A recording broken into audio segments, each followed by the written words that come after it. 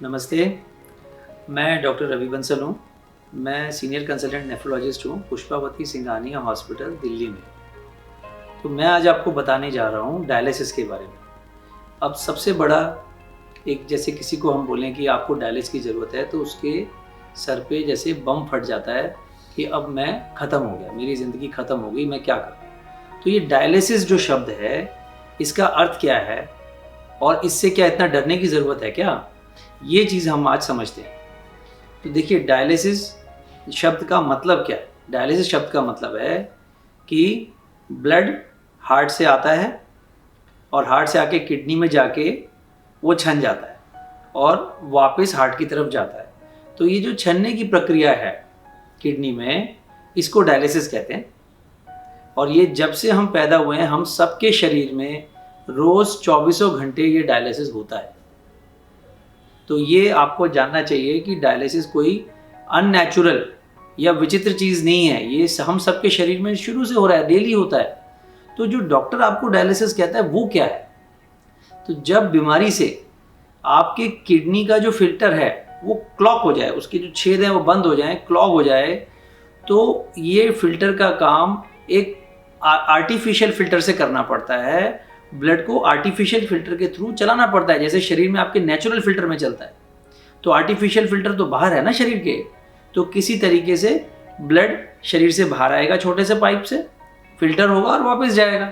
तो वही जो प्रक्रिया शरीर के अंदर थी, अब वो शरीर के बाहर हो रही, इसको डायलिसिस कहते हैं। तो आप देखते हैं इस डायग्राम की मदद से, इसमें आप देख रहे हैं ये आदमी बैठा हुआ है। इस आदमी को एक सुई यहाँ लगाई है जिसके ज़रिए ब्लड आ रहा है, ये मशीन उसे पंप कर रही है और इस फिल्टर में से ब्लड छन रहा है, छन के वो ब्लड वापस शरीर में जा रहा है। ऐसे 3-4 घंटे के लिए मरीज़ बेड पे लेटा होता है या चेयर पे बैठा होता है और इस फिल्ट्रेशन की एक प्रक्रिया को ही डायलिसिस कहते हैं, जो आपके शरीर में भी होती है। अगर आपका फिल्टर नहीं चल रहा तो मशीन से होती है। इसको करने के लिए हमें कहीं से ये एक्सेस चाहिए, एक जरिया चाहिए जिससे ब्लड निकले और वापस जाए आराम से, क्योंकि ये बहुत स्पीड से घूमता है ब्लड, इसमें 300 से 400 ml प्रति मिनट की स्पीड से घूमता है। तो हमें बड़ी नस चाहिए। वो बड़ी नस या तो कृत्रिम नस हम बना सकते हैं, जिसे हम फिस्चुला कहते हैं या ग्राफ्ट कहते हैं, आपस में हाथों की नसें जोड़ के एक बड़ी नस बना सकते हैं। या अगर जिसका ये नहीं बनी हुई तो उसको एक कोई पाइप कंधे पे लगा सकते हैं जिसमें 2 रास्ते हैं, एक से ब्लड आता है, एक से वापस जाता है। तो ये तरीके हैं डायलिसिस करने के। तो डायलिसिस तो हुआ, अब डॉक्टर ने आपको बताया कि ये डायलिसिस शुरू करना है, तो इससे क्या आपको आपकी लाइफ ख़त्म हो गई क्या? ऐसा नहीं है। जो मरीज़ अच्छे से डायलिसिस लेते हैं, हफ्ते में 2 या 3 बार, और डॉक्टर की निगरानी में रहते हैं, उनकी ज़िंदगी 5 साल, 10 साल, काफ़ी साल रहती है। हमारे यहाँ पेशेंट्स हैं जो 22 साल से डायलिसिस पे हैं। तो ऐसा नहीं है कि डायलिसिस का मतलब है एंड ऑफ लाइफ, ऐसा नहीं है।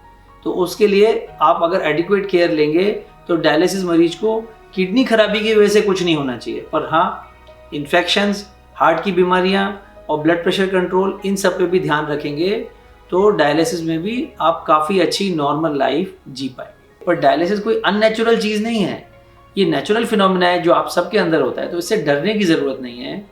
और अगर आपके डॉक्टर ने ये आपको सलाह दी है कि अब इसकी ज़रूरत आ गई है शरीर को बचाने के लिए, आपके जान बचाने के लिए, आपके नॉर्मल लाइफ के लिए, तो उसको अपना लेना सही निर्णय होगा।